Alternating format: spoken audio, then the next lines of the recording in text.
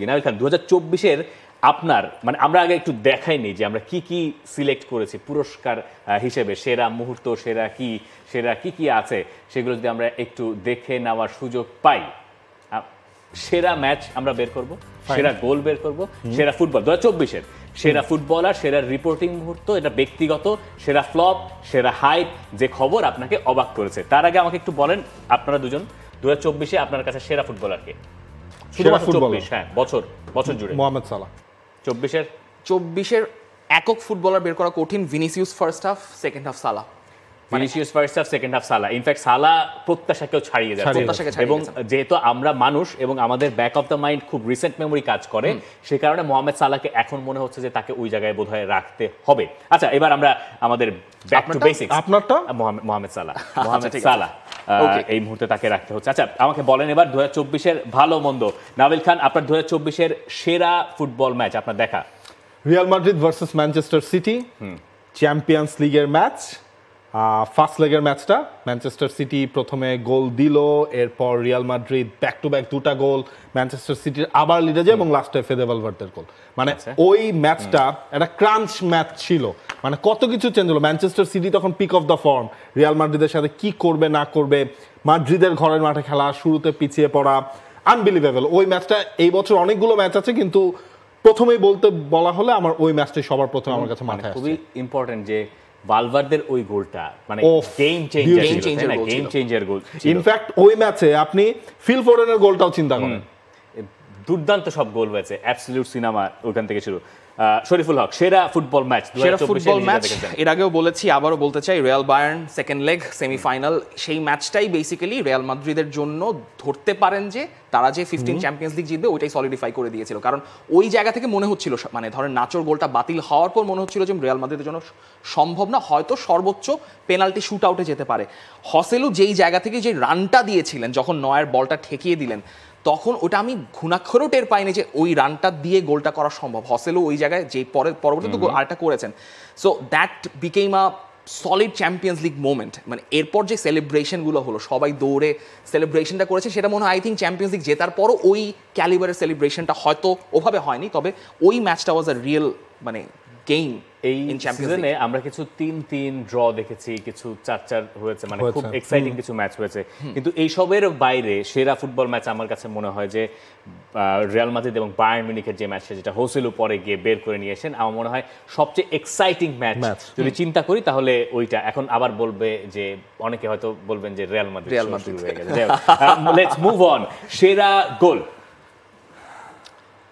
এটা আমি এখনো সিদ্ধান্ত নিতে। আচ্ছা, আমি সেরা গোল করি। সেরা গোল দেখেন, সেরা গোলের অনেক ক্রাইটেরিয়া, অনেক কিছু ফিল আপ করতে, যে চোখে দেখতে খুব দুর্দান্ত গোল, এটা অনেক কিছু হতে পারে, ইম্প্যাক্ট থাকতে পারে বা কিছু। কিন্তু আমার কাছে মনে হয় যে একটা ডিফাইনিং গোল, এইটা সেরা গোল আমার দৃষ্টিতে আমি রাখার চেষ্টা করেছি বা আমার কাছে মনে হয়েছে, সেটা হচ্ছে মিকেল মেরিনোর যে গোলটা ইউরোর কোয়ার্টার ফাইনালে জার্মানি আর স্পেন যখন মুখোমুখি হলো, 119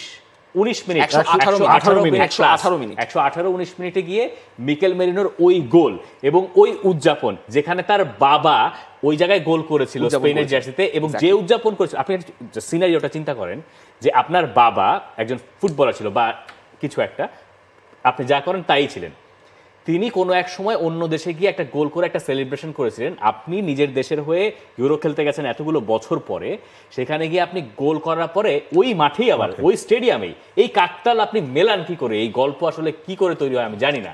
এরপরে আপনার 119 মিনিট, আপনি জানেন যে এই গোলে আপনার দলকে আপনি সেমিফাইনালে নিয়ে যাচ্ছেন, আপনার দেশ সেমিফাইনালে যাচ্ছে ইউরোর মতো টুর্নামেন্টে, এবং আপনি আপনার বাবার সেলিব্রেশনটা নিয়ে আসেন। তার মানে ব্যাক অফ দ্য মাইন্ড আপনার ওটা কাজ করছিল মাঠে নামার আগে, কিন্তু আপনি তো গোল স্কোরার না। ফুটবলাররা গোল স্কোরার না হলেও কত কিছু মাথায় নিয়ে খেলতে নামেন, নাহলে আপনার ওই মুহূর্তটা ওই সময় হারিয়ে যাওয়ার কথা। আমরা তো অনেক কিছু ভেবে নিয়ে শোতে আসি, কিন্তু অনেক সময় অনেক কথা কিন্তু আমরা মিস করে যাই, তারা বলেন না। তার মানে কত সতর্ক থাকেন। আমার কাছে মনে হয় ওইটা এই আমার চোখে দেখা এই সিজনের বা এই গত বছরের 24-এর সবচেয়ে গুরুত্বপূর্ণ গোল। আমার কাছে যদি সেরা গোল বলেন তাহলে হচ্ছে ইউরোতেই ফিরে যাব। এই জায়গায় ভালভার্দের সাথে একটু কম্পিটিশন হয়েছে আমার নিজের মনের মধ্যে, বাট জুড বেলিংহামের গোলটা আমি ভুলতে পারছি না। স্লোভাকিয়ার এগেইনস্টে যে গোলটা তিনি করলেন, 1-1 ছিল ম্যাচের রেজাল্ট। এরপর হচ্ছে 90+5 মিনিটসে যে মানে ওভারহেড কিকে জুড বেলিংহামের যে গোলটা, একটা থ্রোয়িং হলো রাইট সাইড থেকে, আনবিলিভেবল। ইংল্যান্ডের পুরা মানে ম্যাচটাই ঘুরিয়ে দিল। তবে আপনার চেয়ে আমার ইম্প্যাক্ট কিন্তু বেশি, ডেফিনেটলি বেশি। মানে এরপর আপনার টিম যে আপনারটা কিন্তু পরের ধাপে আর মানে না গেছে স্পেনের কাছে, এবং যাদের কাছে হেরেছে সেটাই এখন আমি একটু বলতে চাই। মানে এখানেও ইম্প্যাক্ট বিচার করলে আমার কাছে মনে হয়েছে যে খুবই লিস্ট এক্সপেক্টেড জায়গা থেকে গোলটা এসে, সেটা হচ্ছে একদম ফাইনাল গোলটা, ওয়াজাবালের যে গোলটা কুকুরা যেটা অ্যাসিস্ট করলেন, সেখানে বেসিক্যালি গোলটার ইম্প্যাক্টটা হচ্ছে এরকম যে স্প্যানিশ ডমিনেশন যে আরেকবার ফেরত আসতেছে সেটা সলিডিফাই করে দিয়েছে এই গোলটা আলটিমেটলি। কারণ ওয়ারজাবাল মাঠে নেমেছেন সেদিন, ওই সিডলর একটা আর্টিকেল পড়ছিলাম, সেখানে তারা বলছিলেন যে কে গোল করবেন তার নিয়ে অনেক কানাঘুষা চলছিল, এবং সসিয়েদাদের প্লেয়াররা বলছিলেন যে তারা চেষ্টা করবেন মাঠে গোল করার জন্য। অ্যালেক্স রেমিরো বলছেন যে তুমি গোল করবে, বা মোরাতা বলছেন আমি গোল করবো, যদি মোরাতা এখন এসি মিলানে খেলছেন। তারপর ওয়ারজাবাল যখন মাঠে নামলেন তাকে তখনও ওইভাবে বলা হয়েছিল যে তুমি আই থিঙ্ক কোনো একটা কিছু করে ফেলতে পারবে, এবং ম্যাচের ওই মোমেন্টে যে স্পেন গোল করবে ওরকমও মনে হচ্ছিল, যেরকম জার্মানির ম্যাচও মনে হচ্ছিল যে হয়তো গোলটা না আসলেও আসতে পারে, এক্সট্রা টাইম বা পেনাল্টি শুটার জন্য ওয়েট করতে হতে পারে। সেখানে ওয়ারজাবালের ওই ফার্স্ট টাচে গোল করে দেওয়াটা ওয়াজ অ্যাবসলিউটলি ব্রিলিয়ান্ট। এবং যেটা হয়েছে যে বেসিক্যালি যেটা গত বছরের শেষ থেকে শুরু হয়েছিল, যে স্প্যানিশ মেয়েরা যখন তারা ওয়ার্ল্ড কাপ জিতলো, তারপর এই বছরে রিয়াল মাদ্রিদের ডমিনেশন আমরা দেখেছি, স্পেন ইউরো জিতলো, অলিম্পিকে হচ্ছে স্পেন অনূর্ধ্ব দলের জয়, সবকিছু মিলে এটা হচ্ছে একটা মানে টিপিং পয়েন্ট, যে এই গোলটা ইম্প্যাক্ট বিষয়গুলো সবকিছু মিলে। সেরা ফুটবলার তো বলা হয়েই গেছে, সেরা রিপোর্টিং মুহূর্ত মানে এটা আপনার একান্ত ব্যক্তিগত, আপনার কাছে মনে হচ্ছে যে না এই খবরটা করতে পেরে বলতে পেরে ভালো লাগে? আচ্ছা, কিছুদিন আগে আমি অ্যাসাইনমেন্টে যে একটা ফুটবল একাডেমি পাই, গোল্ডেন ফিউচার ফুটবল একাডেমি। সেই একাডেমিটা হচ্ছে গিয়ে আপনার সুবিধাবঞ্চিত শিশুরা সারাদিন হচ্ছে যে যার মতো কাজ করে, এরপর হচ্ছে গিয়ে তাদের দিনের কাজ শেষে তারা হচ্ছে মাঠে ফুটবলটা খেলে। ইনফ্যাক্ট তারা হচ্ছে একাডেমি কাপেও অংশ নিল, রিসেন্টলি ঢাকা একটা একাডেমি কাপ হলো, সেখানে তারা রানার্স আপ হলো। এই দলটাকে নিয়ে আমি যখন রিপোর্টটা করলাম, বেশ কিছু ছেলে পেলে আছে যারা হচ্ছে আপনার দিনে সকালবেলা দেখা যাচ্ছে গ্যারেজে কাজ করে, মোটর মেকানিকের কাজ, এরপর হচ্ছে তারা দুপুর থেকে আসলে ফুটবলটা খেলে, ঘাস কাটে, মোটর মেকানিকের কাজ করে, গরু ছাগল হচ্ছে গিয়ে আপনার এই কৃষিকাজের মতো কাজগুলো তারা আসলে করে। তো এরপর যখন ওই রিপোর্টটা হলো, এরপর ঢাকা গোল্ডেন ফিউচার একাডেমি বেশ কিছু ফোন কল পেয়েছে যে অনেকেই ওই ফুটবলারদের পাশে দাঁড়াতে চাচ্ছে। তখন আমার নিজেকে মনে হচ্ছে যে না, আমি তাদের গল্পটা ঠিকঠাকভাবে বা আমি কিছুটা হলেও হচ্ছে গিয়ে পেরেছি বা কিছুটা হলেও অবদান রাখতে পেরেছি। এটা আমার কাছে হচ্ছে গিয়ে আমার পার্সোনাল অ্যাচিভমেন্টের জায়গা যদি বলেন, রিপোর্টার হিসেবে এই বছরে হচ্ছে সেটা। আমি ওই স্টোরিটা দেখেছি, আমার মনে আছে যে এত সুন্দর একটা স্টোরি যে তারা ফুটবলার হতে চান, এবং তারা বলছেন যে আমি সকালে ঘাস কেটে এসেছি, এরপর দুপুরে গিয়ে গোসল করে আবার বিকেলে খেলতে চান, লক্ষ্য তারা একটা ফুটবলার হতে চান। এবং দেখেন ফুটবলার হতে হয় আসলে একেবারে শূন্য থেকে, হ্যাঁ, খুব সচ্ছল পরিবারের ফুটবলার খুব কমই আছে পৃথিবীতে। ফুটবলার হতে হয় ওই ঘাস কাটা থেকে আপনার যাত্রা শুরু হবে। যারা আমি জানি অনেকে আছেন আমাদের এখানে শো দেখেন, যারা ফুটবলার হওয়ার স্বপ্ন লালন করেন মনে মনে, তাদের জন্য আসলেই শ্রদ্ধা। এবং এই ধরনের গল্প একটা এই যে বছরের শেষে গায়ে কাটা দেওয়ার মতো গল্প। এক্স্যাক্টলি। শরীফুল হক, আমার জন্য রিপোর্টিং মুহূর্তটা আসলে একটু কমই থাকার কথা, বাইরে যাওয়া হয় কম, সেক্ষেত্রে একটা ছোট ইনসিডেন্ট বলতে পারি যে আমাকে হচ্ছে একজন বাংলাদেশ ফুটবল ফেডারেশনের সাথে জড়িত আছে একজন কোচ, নামটাই না বলি, একটু আগের ঘটনা, এই বছরেরই ঘটনা, আমাকে ফোন করে বলেছেন যে আমি হচ্ছে বিভিন্ন জিনিসপত্র যেভাবে ইউজ করি অ্যানালাইসিসের জন্য, উনি আমার কাছে জানতে চেয়েছেন যে আমি মানে কী ইউজ করি আর কি। তো তখন আমার সেটা জানাতে বেশ ভালোই লেগেছে যে অ্যাকচুয়ালি মানে এই ধরনের রেকগনিশন ব্যাপারটা খারাপ না, বাফুফে থেকে রিচ করেছে।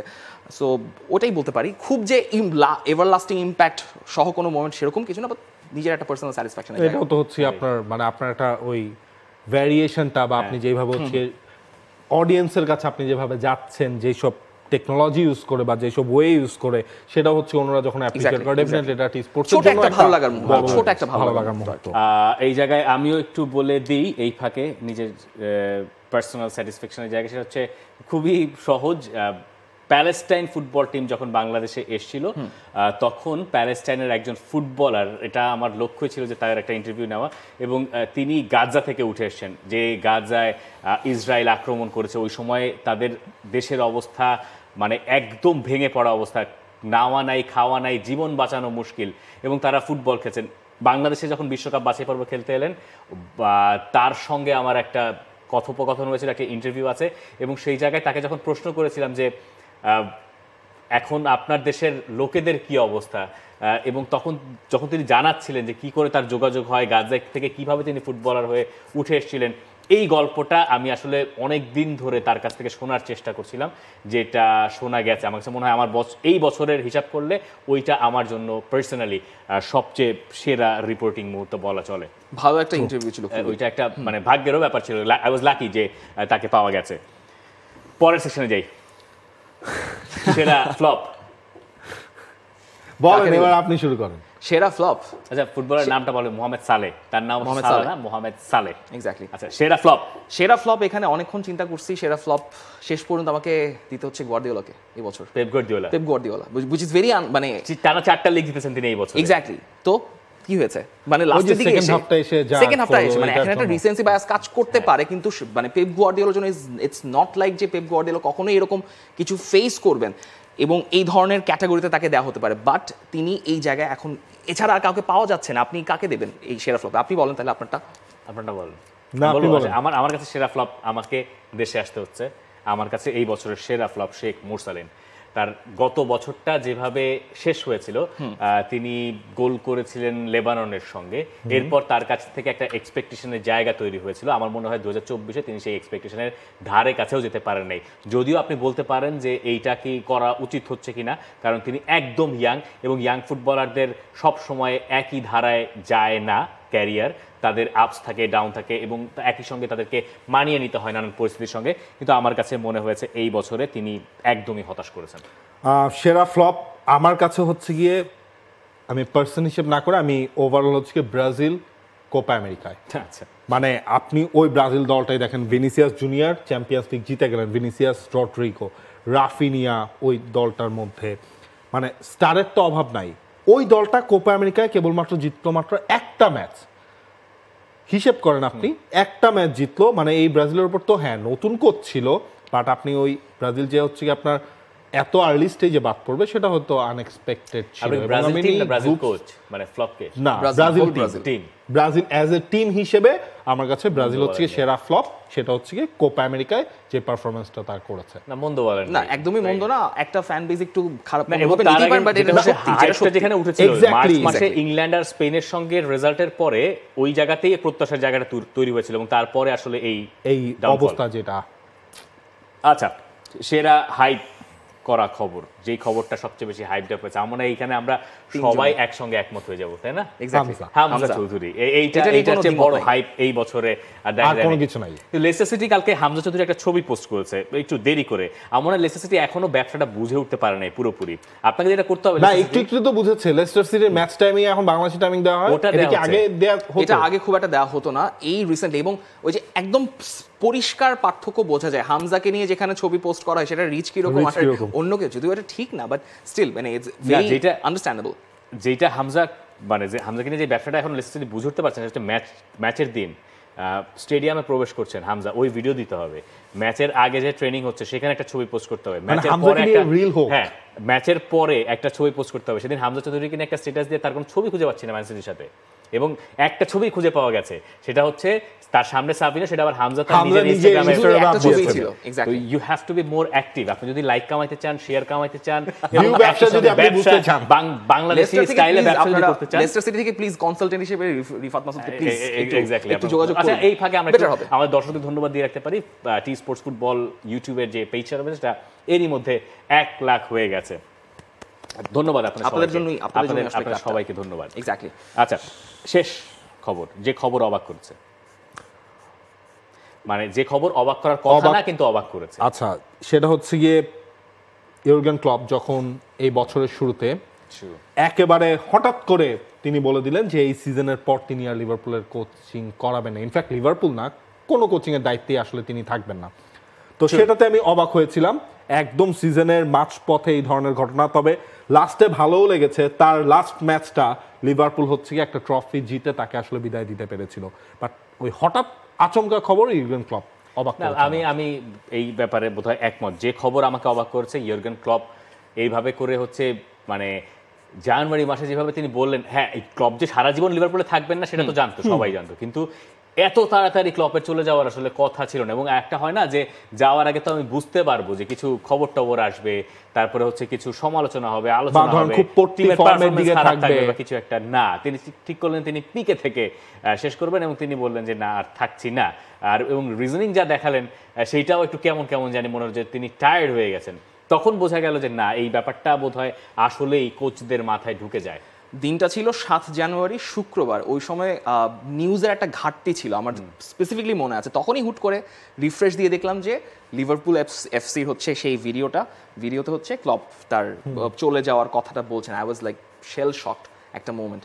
এবং এটা এখনো মানে চিন্তা করতে যে প্রথম কথাটাই এটাই আসছে যে ক্লপের এই চলে যাওয়ার ব্যাপারটা চাইতে অবাক করা খবর আর এরকম নাই। তবে তিনি যে ওই কথাটা বলছিলেন যে I am running out of energy, এই কথাটা না আপনি বাকি কোচদের সাথে মিলায় দেখেন, কথাটা আসলেই সত্যি যে এই মডার্ন ফুটবলে এসে এরকম টানা মানে এত হ্যাপা নিয়ে দায়িত্ব পালন করে যাও কতটুকু যে ঝামেলার একটা কাজ। সেখান থেকে ক্লপ সরে গেছেন মোটামুটি ঠিক আছে, কিন্তু স্টিল অবাক করেছে যে ক্লপ কোচিং এ নাই আর। অনেক ফুটবলারকে আমরা অবসর নিতে দেখেছি, রাইট? অনেক ফুটবল, অনেক বড় বড় নাম রয়েছে। আমরা ইউরোর পরে দেখেছি, কোপা আমেরিকার পরে দেখলাম বুটজোড়া তুলে রাখার সিদ্ধান্ত। এর মধ্যে থেকে কাকে ফেরানোর যদি সুযোগ থাকতো আপনি ফেরাতেন? আচ্ছা, আগে দেখি আমরা এক নজরে যে কারা কারা অবসরে গেছে। দেখেন এইখান থেকে খুব ভালো মতো যাকে আসলে ফেরানো যায় আমার মনে হয় টনি ক্রুস। আমিও টনি ক্রুস। বয়স আছে, তার খেলার আরো চালিয়ে যেতে পারতেন, কিন্তু সম্ভবত তিনি আর সেইটা চাচ্ছিলেন না এবং উপভোগও করছিলেন না, যে কারণে টনি ক্রুস একদম পিকে থেকেই রিটায়ারমেন্টে গেছেন। আর এই ছাড়া যারা আছেন এরা কিন্তু মোটামুটি সবটুকু নিংড়ে দিয়েছেন। একমাত্র আপনি বলতে পারেন যে গ্রিজম্যানও কিছুদিন খেলা চালিয়ে যেতে পারতেন, কিন্তু গ্রিজম্যানেরও ফ্রান্সের হয়ে ফর্মটা একটু পড়তির দিকেই যাচ্ছিল। সেই হিসেব করলে আমার মনে হয় লজিক্যালি টনি ক্রুসকেই ফিরিয়ে আনাটা একমাত্র যৌক্তিক।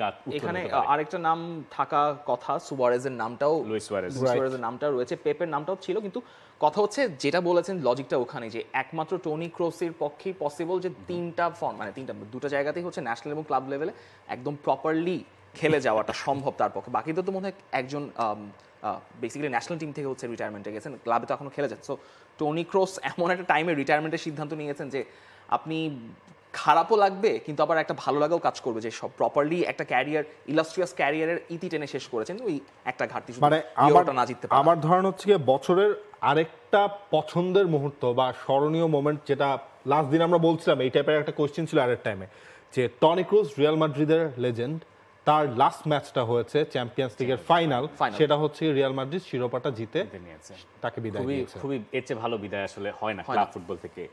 বাংলাদেশ প্রিমিয়ার লিগ 2025, 7টি দলের জমজমাট লড়াইয়ে মাতবে পুরো দেশ। দেখতে চোখ রাখুন টি স্পোর্টস নেটওয়ার্কে।